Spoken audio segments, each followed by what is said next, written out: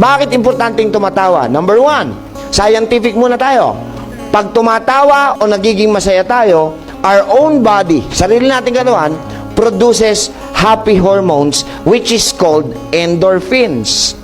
And endorphins, for your information, is a natural pain reliever. So pag masaya ang katawan mo, masaya ka, masaya utak mo, masaya ka, naggagawa ang katawan mo ng endorphins. Unti-unti nawawala yung pain.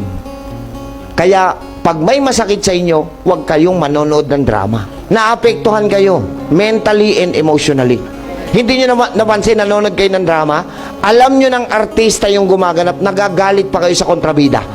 Sinabi naman ng Panginoon, sabihin natin, Proverbs 17:22. Hoy, may sinabi ho kayo, narinig ko ang sabi nyo, laughter is the best. Sabi ng tao yon. Ang sabi ng Diyos, Proverbs 17:22, a merry heart, hindi laughter, a merry heart, ang masayahing puso, tama, ay mabisa pa kaysa gamot.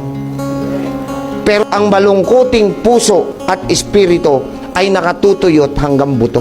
Hindi totoo yung laughter is the best medicine. A merry heart, masayahing puso.